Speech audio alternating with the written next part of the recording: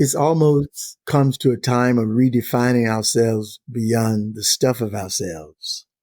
And, I don't want to go back, my family or friends, to a shotgun house, but I remember the love that was in that house. I want that love to be packaged. That was one thing that mostly the women of the South would do when a relative would move north or go out west or whatever, or to the East Coast. They would always quilt them a quilt. I mean, it was just like a prized possession. It was just like part of an estate. We're sending you your quilt. And people would go to Detroit, live in Chicago, but their pride possession was the quilt that they got from back home. Because that quilt, in its own fragile way, represent connectivity. It represented family. It represented life. It represented death. It kept you warm when it was cold. It looked pretty on the bed. And it was done by the hands of people you cared about and who cared about you.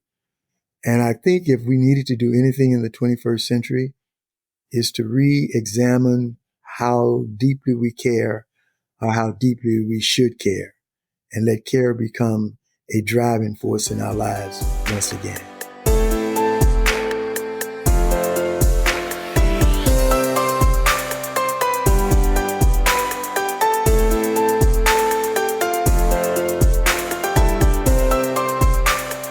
This is the Silver Linings Handbook podcast. I'm Jayson Blair.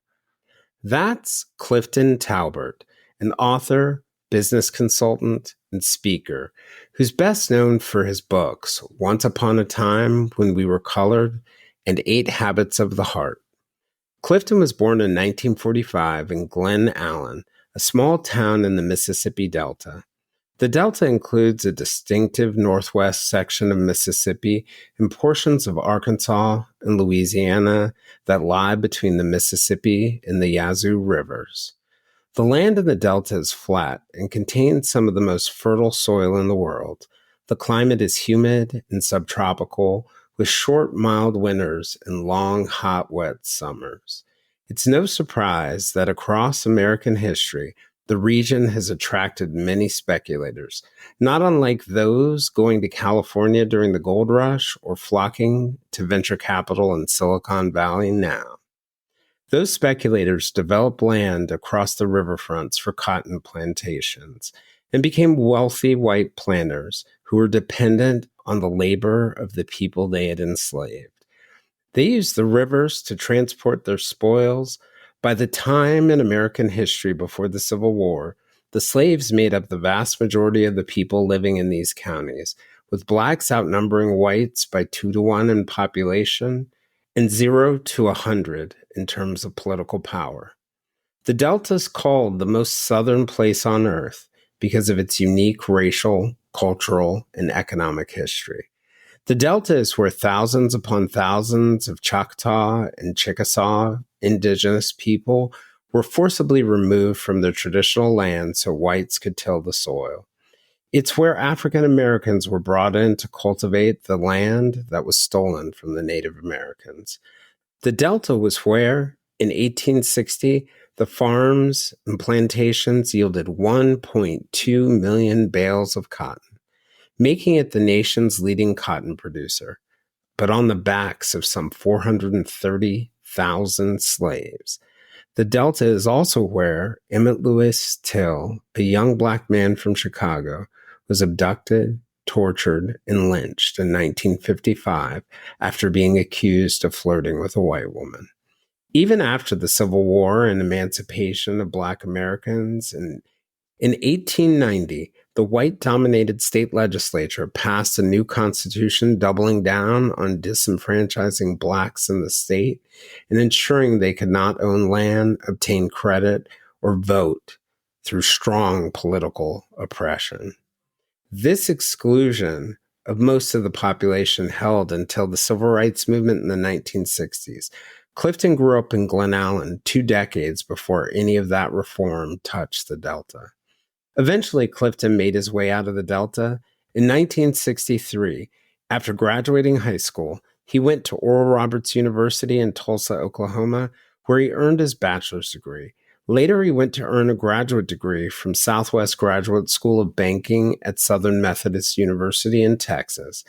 Clifton served in the 89th Presidential Wing of the U.S. Air Force, an elite unit that supports the president. And he was eventually inducted into the Enlisted Airmen Hall of Fame. Clifton also worked as a banker and eventually founded his own company, the Fremont Corporation, which focused on employee development and the effectiveness of organizations. He and his company have been involved in everything from his speaking and book writing to founding a coffee company, Roots Java, that empowers workers and business owners in Africa and the United States. He's authored 13 books, including The 8 Habits of the Heart, Embracing the Values That Build Communities. Clifton has spoken to a wide variety of groups from the Department of Defense and the FBI to Bank of America and university classrooms. The late Supreme Court Justice Sandra Day O'Connor invited him to address the members of the court on his views about community.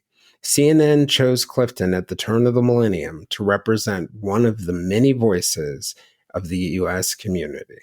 He's been recognized by, among others, the University of Tulsa, the Library of Congress, Rotary International, and the NAACP. Today, we're going to discuss hope and belonging, growing out of poverty, the impact of racism of the past, and what persists in the present, and how we can grow and build a better world through understanding history and building community.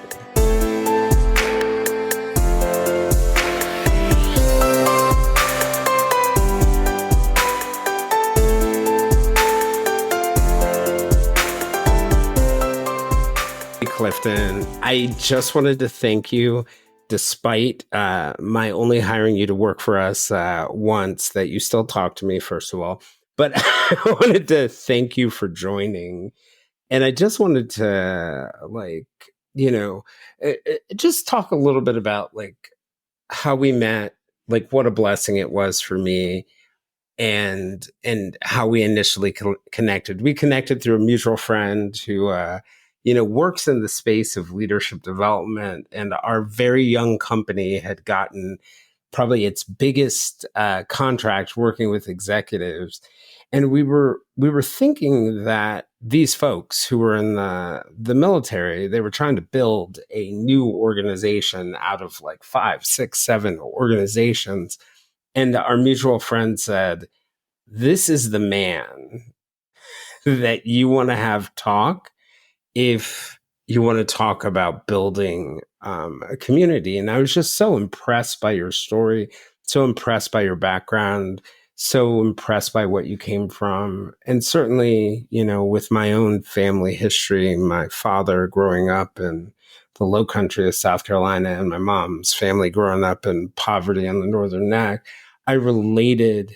Both my parents are the only ones in their family who made it to college, and they spent much of their life lifting up and carrying the cousins, the nieces, the nephews, the relatives behind them. So it resonated with me. You resonated with me. And I thought you just brought a powerful message.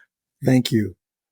It's not that difficult to look back and remember the bridge that carried you across. If that bridge had not been there, the chasm would have been too big for me to afford it by myself. I guess I get that. When I think of my parents, or I think of, a couple of teachers along the way who lifted me up, or, I think almost everything in life, we're social animals and we're social beings.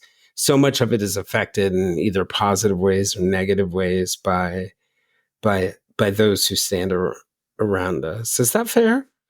I think so. That's the reality of life. We are surrounded by our past, surrounded by the present, surrounded by the future. And that is usually represented by the people with whom we associate with, we live with, we play with, we work with. It all comes together to create something. I remember when I spoke at the Library of Congress, and Sandra Day O'Connor introduced me, she said, no one accomplishes anything alone. I mean, you don't even accomplish bad stuff alone. People gravitate Yeah. toward people, and hopefully that gravitating process is one where good comes out of it and precedes us and set a standard by which we can live and grow. Yeah. And one thing that stands out to me about you, Clifton, as a human, despite the difficult things, the obstacles, you approach life with such compassion and empathy, and compassion and empathy for even people who may have wanted to do you harm or weren't supportive. Where does that come from? Where do You know, that's an incredible question. And I thank you for asking it, because in all honesty, I can't really answer it. I can give you sidebars. My great aunt who raised me, she says she never had the time to deal with the troubles that pressed her way. She had to get her kids in college. So she didn't, racism was alive and well in my small town. You could either make room for it or totally ignore it. And she was one that ignored it and really possessed this quality of making the best out of what she had and passing it along, giving you the idea that yes, you can make it. No matter what the stumbling blocks are there, no matter what anyone else says, I know you can make it. And I think I lived in a positive house. That's the bottom line. Mhm.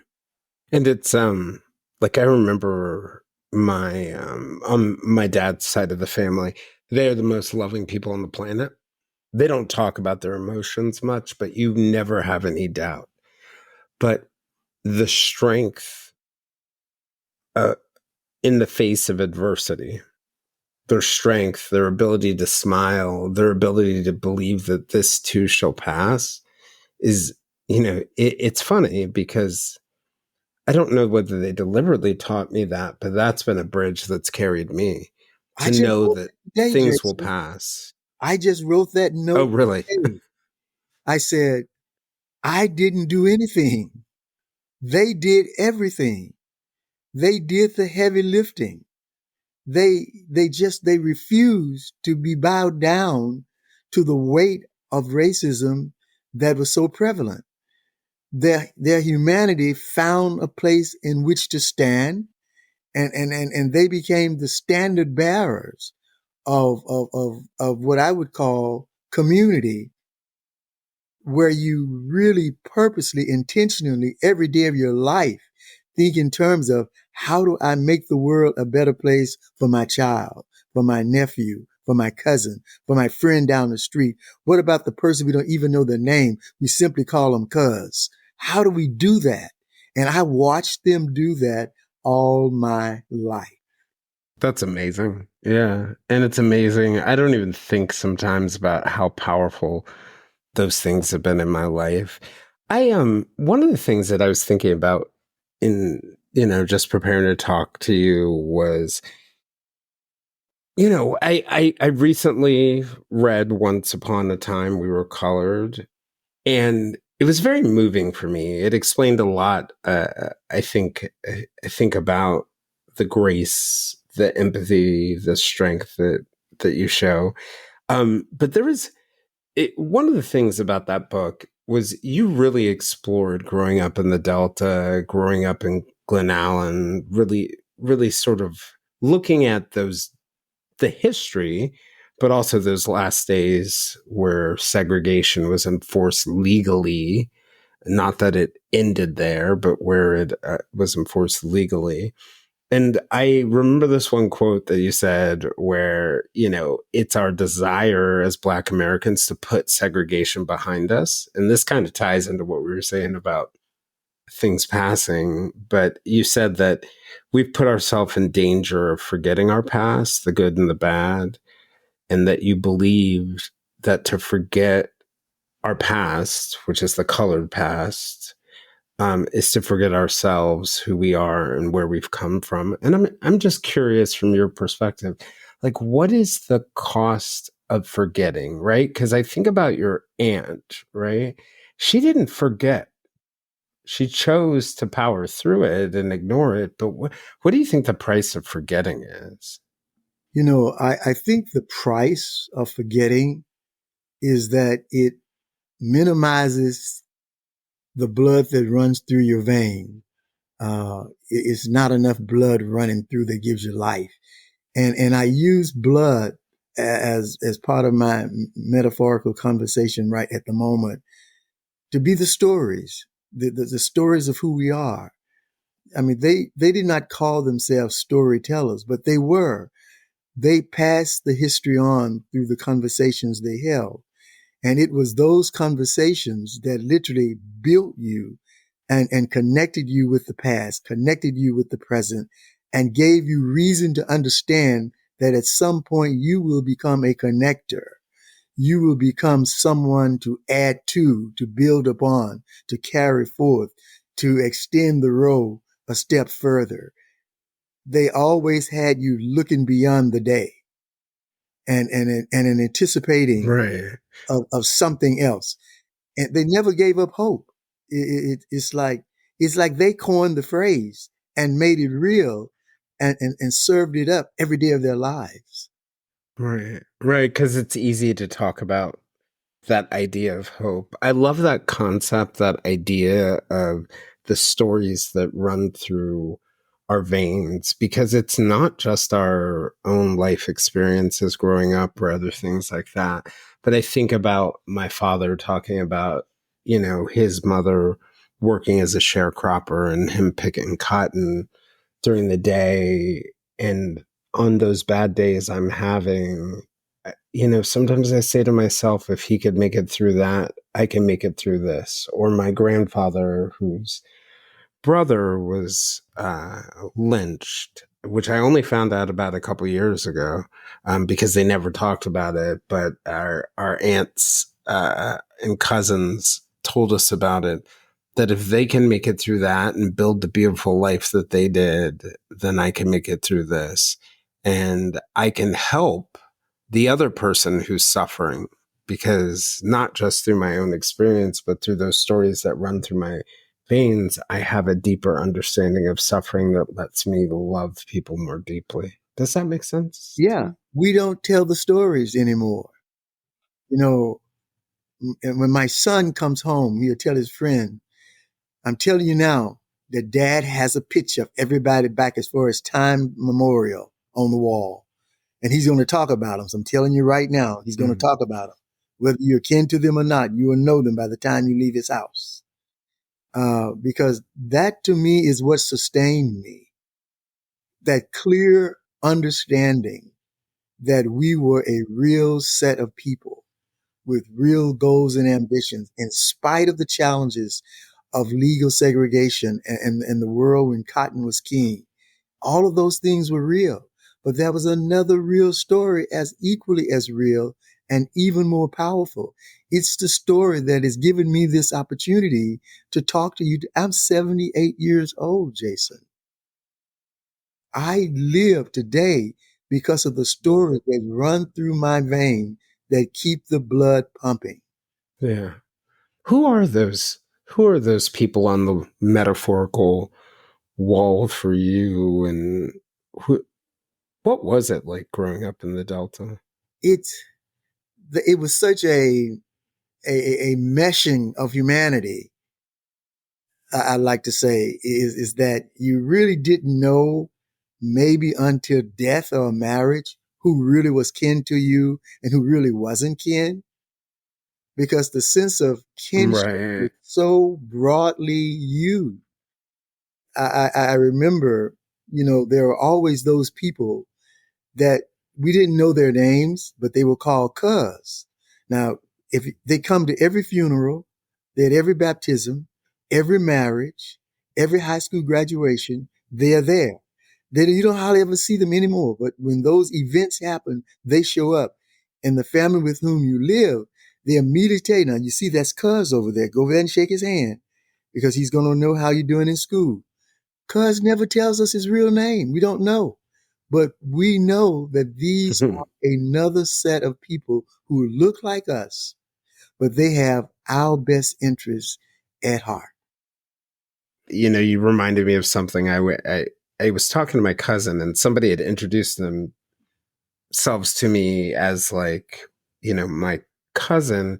And I turned to my cousin, my one of my aunt's daughters, and I said, which of these people are relatives? And she looked at me and shook her head and said, don't even try and figure it out. It doesn't matter. Yeah, And that's there what you you just go. said reminded me of that. Yeah, no, that's, Yeah. and if we lose our past in order to run quickly to a future we have imagined, your cousin told you the right word. It doesn't matter. It's your cousin, period. Now let's go get some food. Right. Yes. And that is exactly what happened after every one of those funerals. The, what's interesting about that, Clifton? So my family was hit by tragedy. My mom died in October. 9 days later, her sister died. And 9 days later, the next sister died. So we were down there for three funerals in a row. Wow. And someone had told me about a decade ago, they said, the ministers still bring up who we call Daddy Robert, who is my grandfather on my mother's side. Still, the man died in like 1982, and they're still bringing him up. Guess who got brought up in all three of those funerals? They are still talking about him and the joy that he brought, the humor, the laughter, the love that he could bring to any situation, and also all the crazy things he did. I'll give you this one quote somebody said at the funeral, and he was a loving man. He said, "Boy, you only tell the truth when a lie won't do." And the funny thing about him was, despite his lines like that, he was one of the most honest, loving people I think people knew down there, and we all carry him on. There are hundreds of us who carry him on. That's what happened in Once Upon a Time When We Were Colored. Jayson, when I started writing that, I said it's a book written by love and fear. I was a soldier during the Vietnam War. I didn't go to Vietnam, but I had the AFSC that would have called me at any time. So I lived with the fear of going there. As a result of that fear, only thing that could calm that fear was to sit in my barracks room with my back against the wall with my yellow notepad and begin to write about these people that I loved and cared so much for and their stories. And Mm. it's, and when people read Once Upon a Time When We Were Colored, it wasn't Clifton Talbert's life. It was a life they remembered with names so different than the ones in the book, but stories almost verbatim in stories. Mm. And that's, Yeah, I felt that way when I. we're connected people. And I see today, the one thing that I see that really hurts me a lot, and I may be guilty of it too, and I certainly hope not. But when I left home, I was 17. My great aunt took me to the train station with a nephew driving the car. And she hugged me, kissed me, and said, now, whatever you do, don't make us shame up there. I mean, we come Mm. from an incredible Mm-hmm. group of people who understood community, who understood living well. I'm not talking about having stuff. I'm talking about living well, preparing for others, anticipating others. They didn't have a hospice system where I live, but hospice was an incredible system that they created because they cared about each other. Right. You Each weren't other. Yeah. alone. I remember my mom when I was probably in college. It may have been as I was going to college. And to your point about community, it's so interesting how so many of the stories you're talking about, like I could pluck out of my family stories. And she had made a comment along those lines. I don't remember exact words about, the not embarrassing us. And I said, like, why would you say that? And she said, it's not because I think you're going to embarrass us, but just recognize that you live in a world that wants to see you on some levels as another. and that you may be the first Black person somebody has a deep relationship with. You may be, one of few, and there there is a risk and danger in that. And I think when I was younger, I felt like it was a heavy burden, right? A very heavy burden. But over time, I really viewed it as a gift in a way, because it made me more conscious of my actions, my behaviors, my compassion. And I don't think just in dealing with people who are white, but just dealing with people in general. I think that conscientiousness was so helpful. And I think that's something you see in a lot of Southern Black communities, if that makes sense. Yeah, it's like the call to stand tall because you are tall. You have stooped because the world has demanded you to stoop. But we're saying stand tall because you are tall. And that's how I took it. Right. And even today, at this point in my life, I'm still the little boy under the gray hair. I'm still the little boy. Mm. Job to do is to make sure that the aunties and the uncles and the cousins and those we call cuz are proud of us. I mean, that's the way you didn't have to look outside of your community to find this incredible word called pride. I mean, it was like pride Right. lived next door to you, walked across the street from you. And that's why community is so important to me. Had dinner with you. It's it's transformative. It's a very powerful way to live.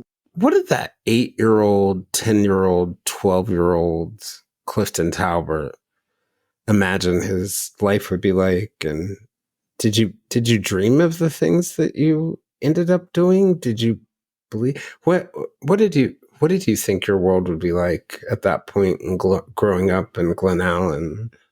I always dreamed, but there were so many little pieces that left you with the idea that others were expecting great things from you. But we were all on Mr. Walter's field truck going to the field. We were domestic migrant field workers. We didn't even know where the truck would take us today, pick us up. But we would end up someone's field, either picking cotton or either chopping the cotton, whatever the case may have been. But they always expected more. And your schooling was not just a school. I mean, it was the place that you got your preparation to become the adult that they knew you could be. I mean, it was much more than geography and math and science.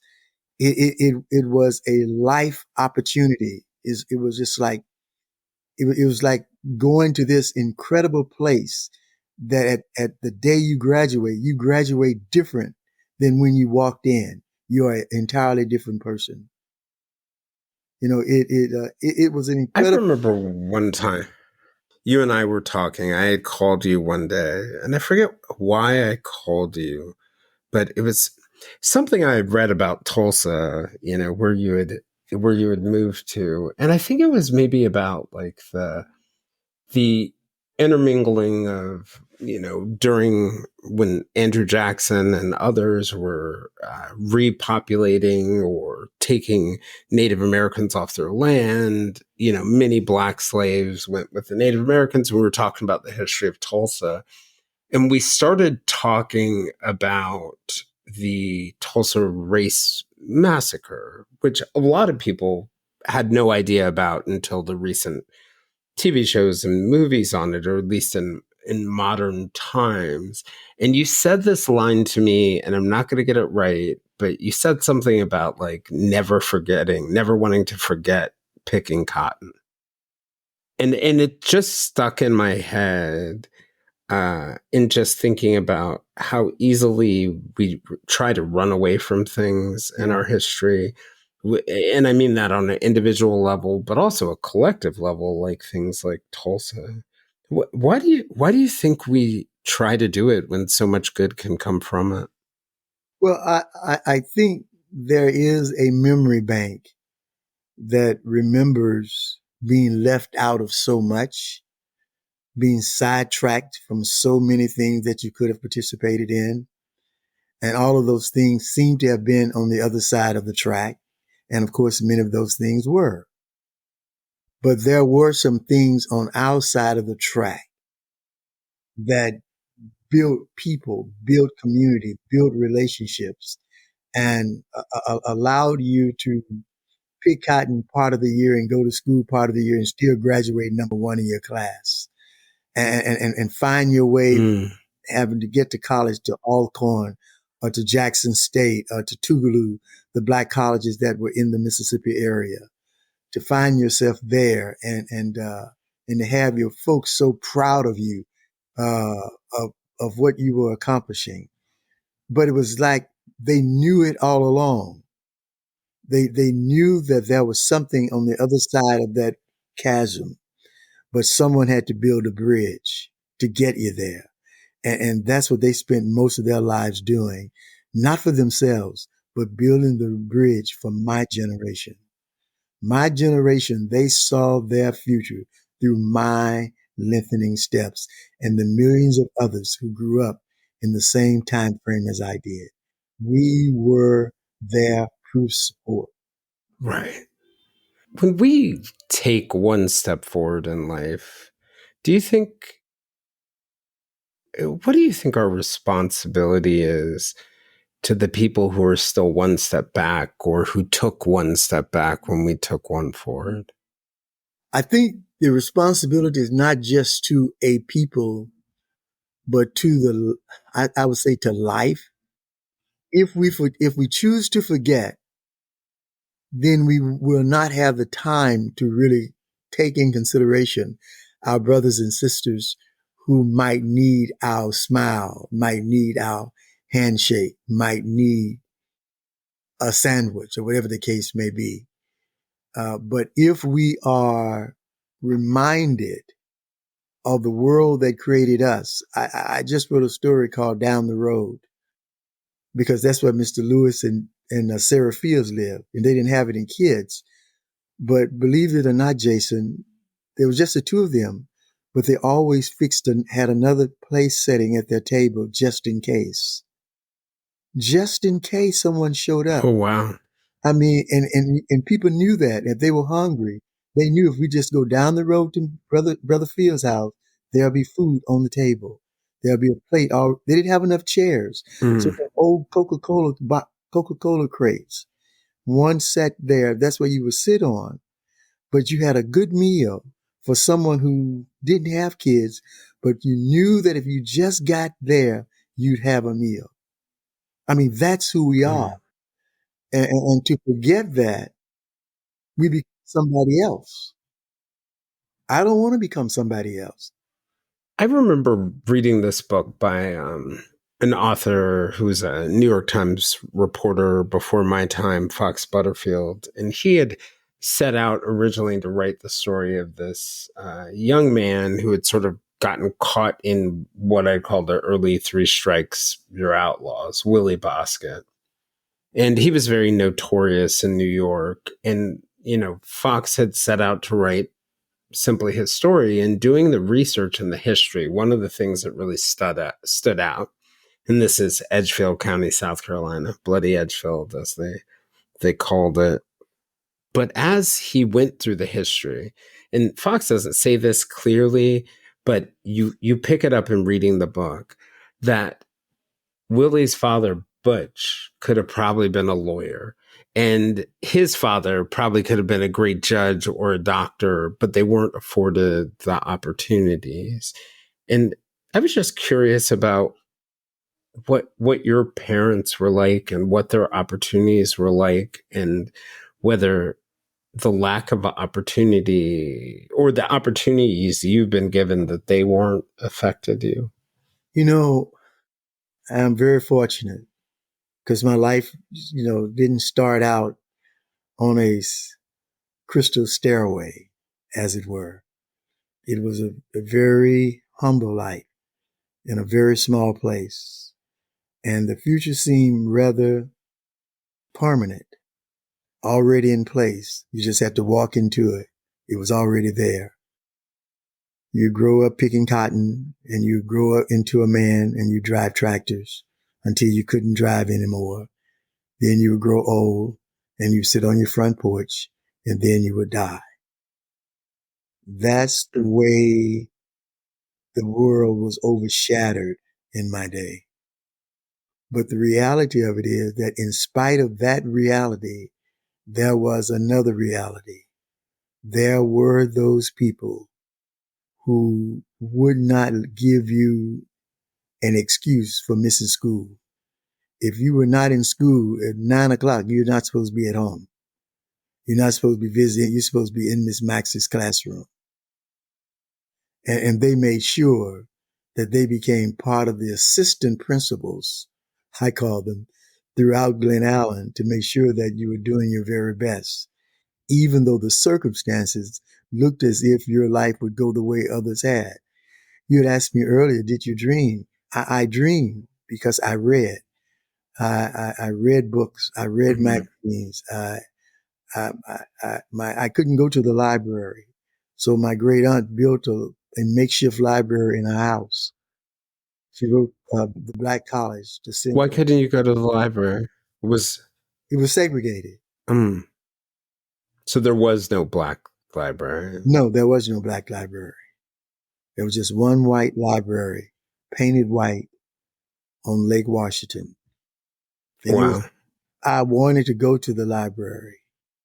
And I'm a kid, but my great aunt is right down from the post office. So, and she knew that it was segregated, but I didn't understand that.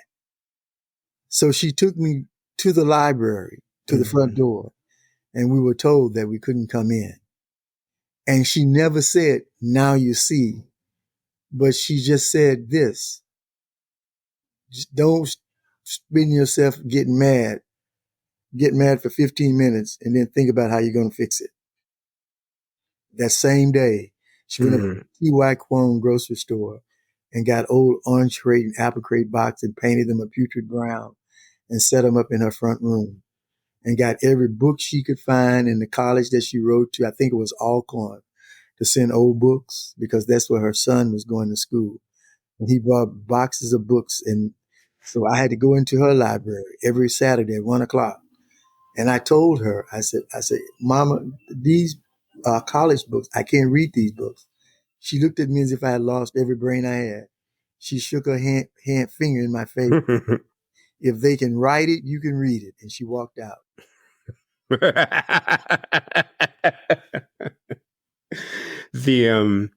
One of the things, like, education is so fundamental to growth, to development, to finding things in the world. And I think about a place like Mississippi Delta. Was there an element among the political power or the people who had power? Because I think of how far you made it in life, and I'm wondering whether was there an attempt to suppress people? Because I look almost like the library as an example of that, and it makes me wonder whether anyone could have stayed in the Delta during your time and prospered in the way that you did. Well, I prospered intellectually, I guess, but not materially. But there's the other side of the Delta that many people have, I won't say have overlooked, but there were like two areas. Greenville, Mississippi was called the Queen City of the Delta. And in Greenville is where you had gathered many of the black professionals, the black lawyers, the black doctors. I mean, even in the worst of legal segregation, there were African Americans who had made great achievements because there were two distinct societies. And the black professionals served the black community and the white professionals served the white community. I mean, these were black people in the worst of times who had large 3-bedroom brick homes. And these were, and most people forget that, have never realized that legal segregation also created two worlds. And within the black world, everyone did not pick cotton, even though, So it actually, in a strange way, created opportunity. yeah, I hate to use the word opportunity, but yeah, that's the only word I could think of right now to join with you, is that legal segregation was a pathway for black professionalism. Mm. I never thought of it that way. I never thought of like a gift coming out of it on some ways. And I mean, I guess bringing it back to Tulsa, that's kind of the gift from Black Wall Street that they were trying to stamp out. Yeah.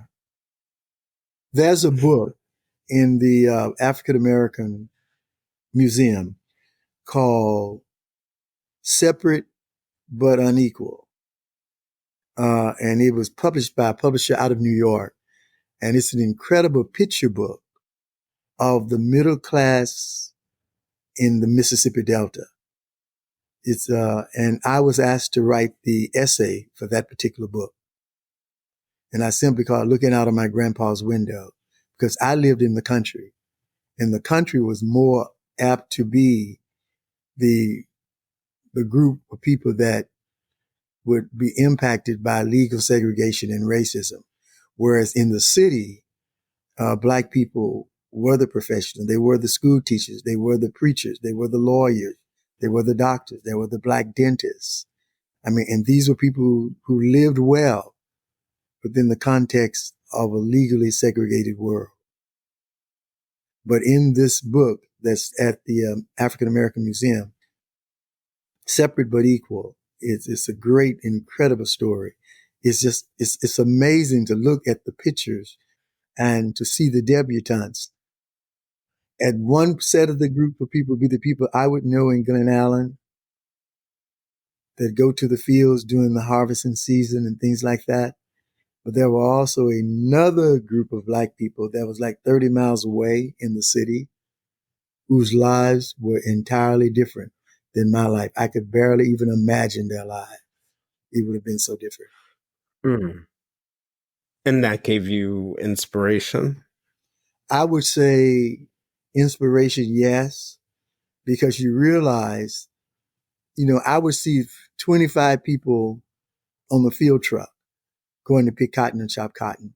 The same people I would see every day of my life. I would see them, and I would see their homes. Many of them had shotgun homes, those typical small homes that you couldn't even park a Volkswagen in them. They were so small, but that's where they lived.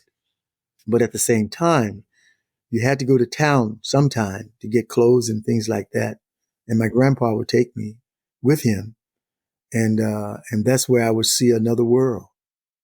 But I'd always go back to the world that I grew up in. And that's the world I write about, is the world that I grew up in, because the world in Greenville was, even though it was like 30 miles away, it was so different than my world. But at the same time, many of those people had once lived in Glen Allen or had lived below Glen Allen, but had been fortunate enough through the military to go to college and some other things like that and become professionals. And seeing their professional lives lived out in places like Greenville and Hollandale and Memphis, Tennessee, places like that, that there were incredible scores of black professionals. Mm. I think about it, reminds me of two things. One of my friends, and I got to give him credit, Brett, he made a comment to me last year that was about the importance of community at a time when so many traditional communities are broken. And it also sort of intertwines with this other thought based on what you've said and what you wrote about as the last habit you mentioned in your book, The 8 Habits of the Heart, hope, that I think that it's so important to have community right now. But at the same time, to get there, you almost have to have hope. And so many people today, when I talk to them, whether they're Black or Native American or LGBTQ or they're poor, they say they don't have hope. So how do you think, like for you and for those of us in life who are struggling to find hope, how did you find it? And how do you think we find it? And how do we use that as a building block for community? Well, first of all, hope is far beyond a concept. Hope will always have 2 feet, 2 eyes, a tongue to which to speak, and hands to reach out. Hope is a person. Hope has always been a person. And the voice from that person becomes the movement that allows another person to see himself or herself differently, to see that they are not totally on the outside of life, but that they are a part of life, a real part of life. And so much happens when an individual person recognizes that his or her ability to reach beyond themselves. This is what hope does. Hope opens the door and takes you to the front porch and take you down the steps and walk you out of your yard and you kind of walk you into the neighborhood of others. This is what hope does. And sometimes hope is a sandwich prepared, but hope can also be a glass of water. But, today I went to the cleaners, to get my clothes out of the cleaners. And the lady that was working there just happened to have been an African American. And by the time I left, she was just smiling and laughing. I said, I got to get coupons. I said, this bill, I said, I feel I'm working for the cleaners. But what did I do? I wanted her to know that her humanity was important to me. And I took a little bit more time than just going in, getting my clothes and running out.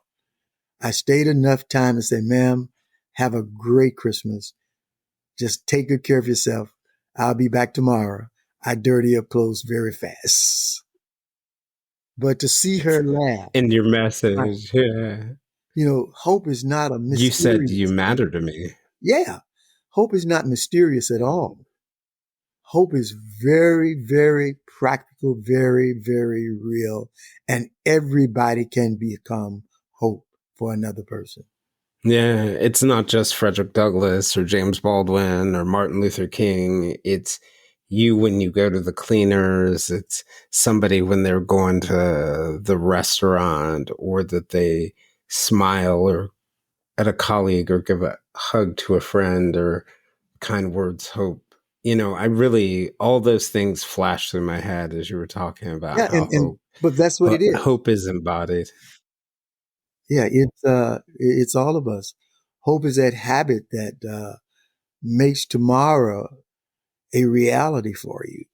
Because without hope, it's very difficult to face the next day because you're so burdened down by the morass of what you are suffering and what the circumstances are. But when someone comes into your life and bring just a lift of a smile, a handshake that is meant, a conversation that draws you out of yourself and places you elsewhere, even if it's only for a moment, you realize I can breathe. I can breathe the air of welcome. I can breathe the air of importance. I can breathe the air of my own freedom to become. That I'm not held captive by the past, but I can become. And this is what hope does. Right. It's so interesting. So, you made me think of something there.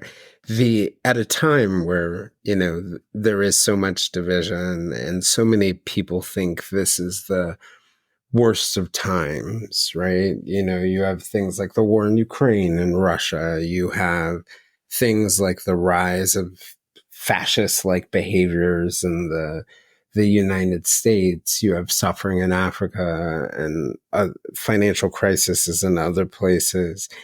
And you have all these things, but you also have those people who are bringing medical aid to the needy and the wounded. You have all these people who are taking these negative things like some of the division in the United States to show love.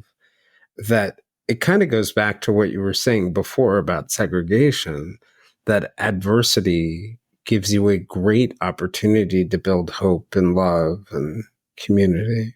Yeah, it's yeah, it's amazing. Kind of like there's no light without the darkness. Yeah, because without the darkness, you have difficulty appreciating the light.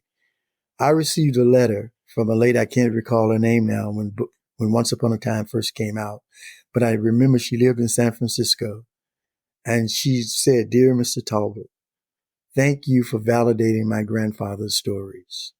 She said, "I didn't believe a word he said, but he always talked about a place down home. That's where life was good." He said things were not good financially. He said they didn't have much of a home, but she said he always said, but life was good. He said, "Thank you for writing that story. It reminded me so much of my grandfather's conversations." And That's that's not, powerful. That's that connection with people. yeah, Yeah. it's, it's coming to the point of realization, what I call that tremendous sense of kinship. And oftentimes we try and find ways that we're not kin so that we don't have to speak or reach out. But me, I'm just the opposite of that. I think kinship is the greatest gift humanity has. And one of the greatest gifts, I should say. Do you think your books have done that? Yeah, one of the greatest gifts. But do you think your books have sort of done that? Create, like you gave that example of the woman who read your book and it validated something in her past and she felt connected to her past and connected to you and what you wrote. And that's kind of like that idea of kinship or community. And it reminds me that it doesn't just come at church or at the community group or at work. It can come in all sorts of forms, the building that sense of community.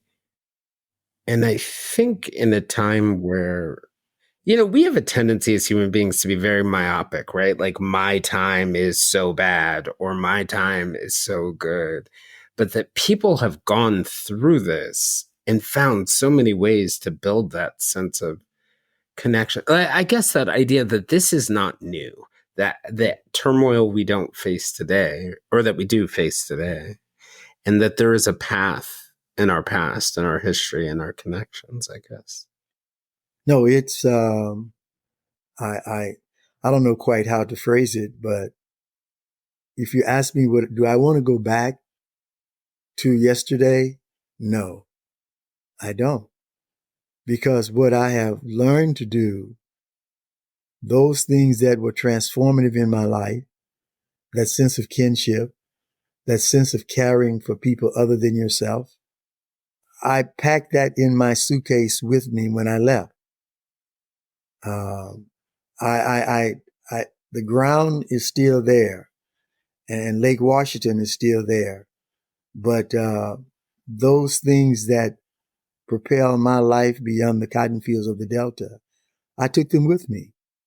And one of my friends said, "Clifton, you are so good at keeping in touch." But I grew up at a house where my great aunt wrote every Saturday morning. I mean, it was a ritual. She wrote letters to the families, all our family, all across the United States. And my job was to stand there and listen to every letter being read. I mean, she wrote and read simultaneously. And then she would send me up to Miss Johnson's post office. It was the United States Post Office, but she called it Miss Johnson's post office.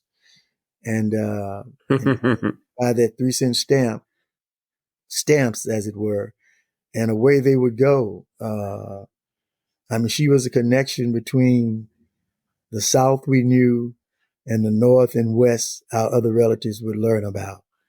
But she made sure that they were connected to home through the letters she wrote. And I think that's what I wanted to do with Once Upon a And Time. you learned with each letter. Yeah. Yeah. Well, and you gave that back, right? You learned with each letter and you gave that gift of it.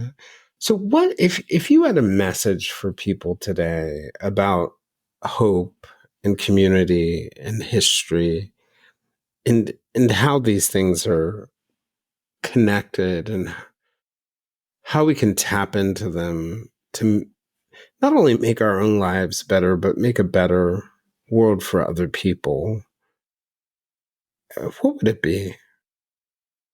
It's almost comes to a time of redefining ourselves beyond the stuff of ourselves. And, I don't want to go back, my family or friends, to a shotgun house, but I remember the love that was in that house. I want that love to be packaged. That was one thing that mostly the women of the South would do when a relative would move north or go out west or whatever, or to the East Coast. They would always quilt them a quilt. I mean, it was just like a prized possession. It was just like part of an estate. We're sending you your quilt. And people would go to Detroit, live in Chicago, but their pride possession was the quilt that they got from back home. Because that quilt, in its own fragile way, represent connectivity. It represented family. It represented life. It represented death. It kept you warm when it was cold. It looked pretty on the bed. And it was done by the hands of people you cared about and who cared about you. And I think if we needed to do anything in the 21st century, is to re-examine how deeply we care or how deeply we should care, and let care become a driving force in our lives once again. That's powerful. I never knew that about the quilts, but sitting behind my couch in the other room is a blanket. It's a very comfortable blanket.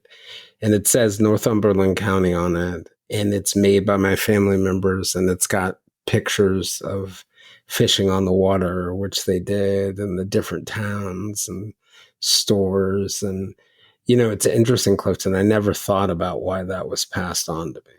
Yeah, that's, I for never thought me, about it. my wife's family came from a family of quilters, especially her great grandmother was a noted quilter. And my son started his design company in LA. He named it after his great great grandmother, Danzy Design Studio. And surprisingly, this year at New York Fashion Week, his company was one of the companies they highlighted. Oh, that's awesome. That's awesome. And he House honored is her. filled with quilts all over the place. What a powerful example of how, there's that saying that our first death comes when we die, and the second one comes when we're forgotten. What a powerful way for her to live on. Yeah, what a powerful way. It's, you know, it's, I don't know. I just wish I could verbalize it the way I'd like to help people understand that the 24 hours we have, we're never going to have 2810. Everything's going to have to be done within the 24/7 category. And worlds have been built within that time frame. And within that same time frame, we have built great communities, and people have had great love and great care. And as we said when we started out, when I spoke at the Library of Congress about community, when Justice O'Connor introduced me, she said, no one accomplishes anything alone. It is by the weaving of one thread to another that something is accomplished. And I think we are That's loners, powerful. and we should not be loners in thought, and we should not be loners in action. We should be a community, well connected. When one leans, the other leans with him. When one stands tall, the other stands tall as well. I mean, just embracing our shared humanity. That all tides could, yeah, that those tides can raise a multitude of boats. Because I think that thing that you were talking about before, that idea that we have this desire to sort of separate ourselves for whatever reason, maybe out of fear, like you were talking about, or a desire for safety, which I guess are intertwined. But that separation, we're leaving ourselves more and more alone. more and more disconnected, more and more, and that being alone leads to loneliness, and loneliness leads to despair, and that there is a better way, right? If we can get Most past that definitely. fear. Yeah. Yeah. Well, let me give you a chance, Clifton, for any closing remarks you want to make or anything that you want to add. I love you, Clifton. I think you were one of the wisest people who's come on my path, and I'm so grateful to have had you in my life. You probably don't even realize the impact or how many sayings that you've said or pieces of advice that you've just naturally shared that have stuck with me. So I wanted to give you a chance to just close with anything that you want to share that you think would be meaningful for people. I remember being in Chicago probably almost 30 years ago, 35 years ago, maybe. And it was at the book signing in South Chicago, South Side, at a small black bookstore. That night it was packed out with people. They had either heard of the book or had seen the book or had read the book. Once Upon a Time When We Were Colored. And right in the midst of my talk, a lady stood up at the back, waving the book in her hand and talking as loud as her physical microphone would allow her. And she said, I'm here tonight because of this book. This man has written a book. I think she read this man has wrote a book. Has wrote a book that does not cut us up in 50 different pieces. He has left us in community. What a blessing. And she sat down. I never knew that Once Upon a Time When We Were Colored would find his way to Holland, and from Holland to Costa Rica, Puerto de Limon, where I gave a lecture in the hall that Marcus Garvey had built. But I talked about community. I talked about relationships. I talked about caring for each other in ways that we may have forgotten how to do. It's not enough to walk on the sidewalk, but what it is to walk the walk along the sidewalk with others, being excited by our shared humanity, building a place to watch it grow and become in the places where we work, live, and play and worship. Community matters. Community matters. That's powerful. Thanks, Clifton. I appreciate it, man.